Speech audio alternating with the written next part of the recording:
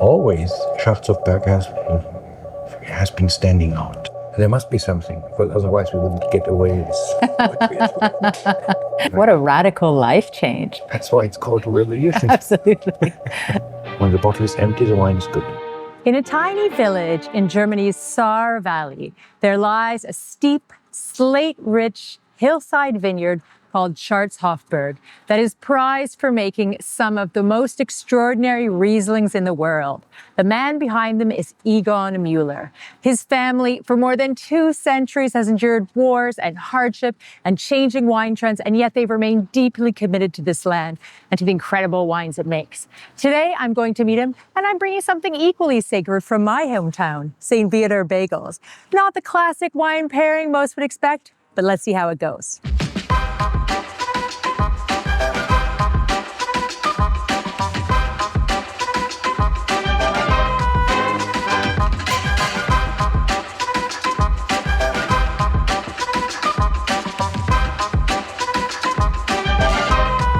Herr Müller, thank you so much for taking some time out of your trip in Montreal to come and meet us at the Rouge Gorge today. And very excited to try the 2025, so the most recent vintage of your cabinet. It's wonderful that you brought it. And I've done something a bit cheeky. Have you ever had a Montreal bagel before? I have to admit, I've never had a bagel. Okay, so this is a real Montreal delicacy. The sesame seed bagel with smoked salmon and cream cheese. Thank you so much for Cheers.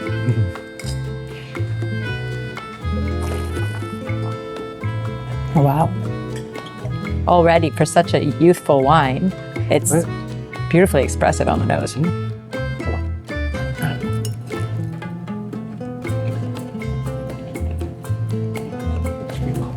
You could probably go on and the bottle would be finished with the bagel. I think so. I think it's a very easy bottle to finish.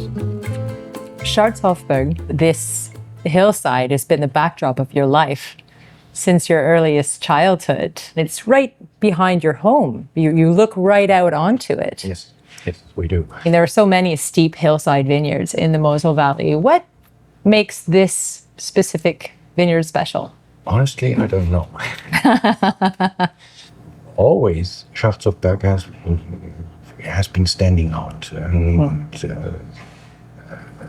even in the old days when it was very difficult to have ripe grapes at all, when the good vintages were few and far between, good vintages from Scharzhofberg have always made great wines, and they were always very much in demand. In the young wine, when they're freshly bottled, you have this exuberant fruitiness. Many of these aromas are volatile and they disappear with time. And what remains really is what comes from the soil, the saltiness, the minerals. And that is when you feel like putting a piece of slate in your mouth and getting that taste that is the true Riesling. And the people who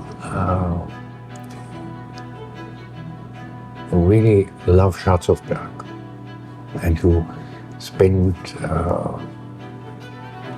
3-4 times the money that they spend on some other wines for ours, they say what they find in Scharzhofberg is a crystalline purity that they don't find anywhere else.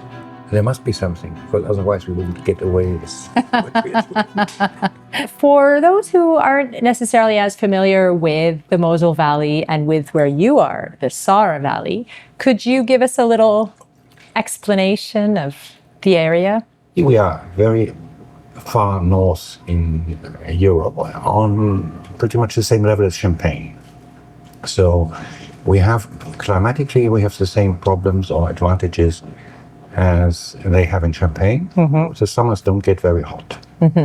And probably most importantly, we have very even rainfall throughout the year. The soil is, to put it simply, Mosel is slate, which is important because the vineyards are on very steep hills. Because the slate is so well drained, we can plant the vineyards up the hill. In harvest time, when your workers are harvesting the grapes, you've never had anybody go pitching forward. What always happens inevitably is that somebody doesn't hold on to their bucket. Yes. And then it starts tumbling down the hill. Then they have to run all the way down and back up again. Oh no. The property has been in your family for over 200 years, is that right? Yes, it's 200, almost 230 years now. Scharzhof and Scharzhofberg were the property of a Benedictine monastery in Trier. Mm-hmm. And after the French Revolution, the French conquered the left bank of the Rhine, and we became French. And so they made the priests and the monks swear an oath to the Constitution. And my great-great-great-grandfather, he took the oath to the Constitution, and he stayed. And later, when the church properties were sold, he was able to acquire Scharzhofberg. Okay. And what a radical life change. Leaving the abbey, marrying, and essentially... Well, it's a revolution. Yes. That's why it's called a revolution. Absolutely. And then the name changed to Müller with his daughter's marriage. He had 7 children. One of them married Felix Müller, who is also a very interesting personality. He was at Waterloo, and he has done the whole Napoleonic War. And after the war, he became police chief in Trier.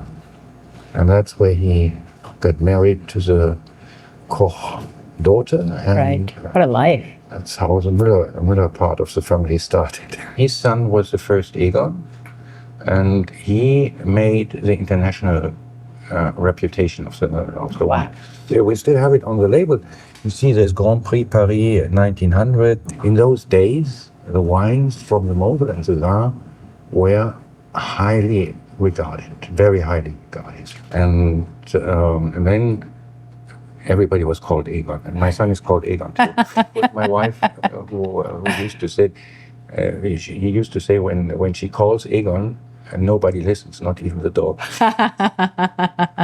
This history through the ages, the ups and downs of German wine and how it's appreciated. Through it all, your family remained quite committed to a vision of quality. Well, one of my neighbors has said about my father that he was a stubborn old man, and that is probably the reason why he never fell for these newfangled things that might have made life easier for a short while.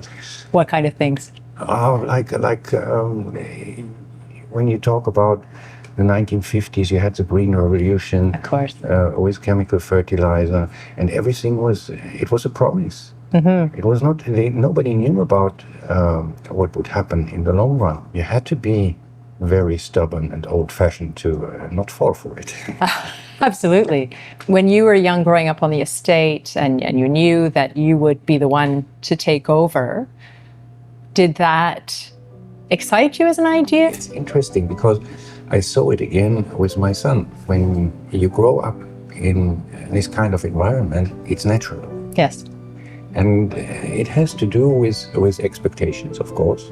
Mm-hmm. And everybody on the property treating you like the next boss. Even when in your youth? Yes, even as a kid. Okay. That must be strange. For somebody who has not lived it, it's very difficult to imagine, but I couldn't even think of anything else I wanted to do. No. What do you enjoy the most about the work? Who else in the world can produce something from scratch? Every detail under their own control, and make something that is really wanted in the world. Show it to the world and get the praise. Yes, absolutely. And that is Every step leads there. And if I'm sloppy in the vineyard, I won't get good enough wine. But the end result is the combination of all the work that has been done. And so, from when you started working with your father in the late 80s, early 90s? 86. From then until now, what are the biggest changes you've seen? Wine drinking was much more casual than it is today. You would open a bottle of wine and drink it. And nowadays, people make so much fuss about pair food and wine, analyze the bottle, drink a sip, leave it open until the next day, drink it again, analyze the difference. Wine is to be drunk and not to be analyzed. No, absolutely. I think the real pleasure is when the wine is so drinkable that you want to finish the bottle. When the bottle is empty, the wine is good.